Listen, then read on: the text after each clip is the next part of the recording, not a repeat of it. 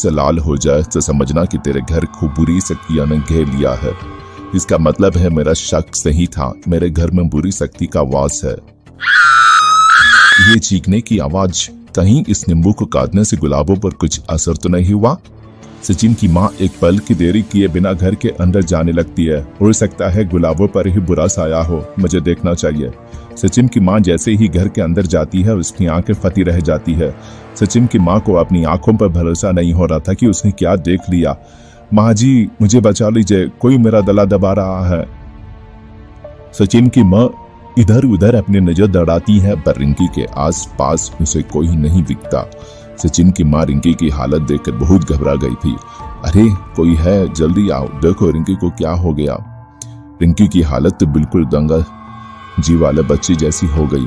सचिन की माँ की आवाज सुनकर पूरा परिवार इकट्ठा हो जाता है। क्या हुआ भाभी को, ये रिंकी को क्या हो गया? हाय तैया, इसका तो दम घुट रहा है। दम घुटेगा तभी तो मजा आएगा, फिर दिमाग भी ठिकाने आ जाएगा मेरी प्यारी रिंकी भाभी का। मेरी प्यारी भाभी बोलती हुई बिल्कुल अच्छी नहीं लग रही। चलो थोड़ा अपने मुंह को आराम दे दो। गुलाबों के जादू करते ही रिंकी के मुंह से सब निकलने बंद हो गए। मेरी आवाज क्यों नहीं निकल रही? अभी तो कुछ नहीं हुआ है रिंकी भाभी, धीरे धीरे मैं तुम्हें इतना कमजोर कर दूंगी कि सही से खड़ी भी नहीं हो पाओगी। वक्त के साथ साथ रिंकी की हालत बिगड़ती जा रही थी। यह सब ऐसे ठीक नहीं होगा, मुझे बाबा के पास जाना ही होगा। सचिन की माँ बाबा को खोजते हुए उसी संसान खंडर में आ जाती है।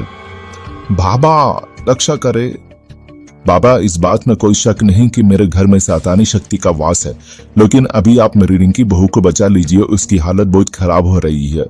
ओम ओम ओम। इस नारियल से अपने बीमार बहू की नजर उतार देना, वो ठीक हो जाएगी। धन्यवाद बाबा।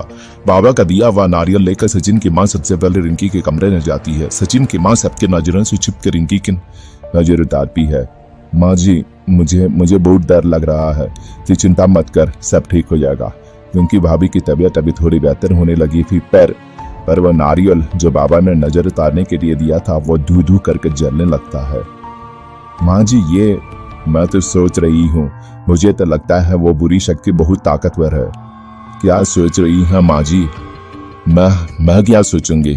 हाँ मैं सोच रही थी अब रिंकी की तबीयत थोड़ी बेहतर है तो मैं सोने चले जाऊं। ये रिंकी ठीक कैसे होने लगी? ऐसा कौन है जिसने मेरी शक्ति को मात दी? कहीं ये वो तो नहीं ये नहीं हो सकता। 10 वर्ष पूर्व जैसे ही गुलाबों को अघोर बाबा के खूंखार आंखें याद आती है, गुलाबों सहम जाती है। अग्निकुंड की लपट गुलाबों को असहनीय दर्द दे रही थी। गुलाबों की दर्द भरी चीख से पूरा आसमान कांप उठा था। मैं तुझे इस बोतल में कैद करके तेरी सारी शक्तियों का हमेशा के लिए मालिक बना दूंगा। दर्द सित, ये अच्छा नहीं कर रहा है तांत्रिक।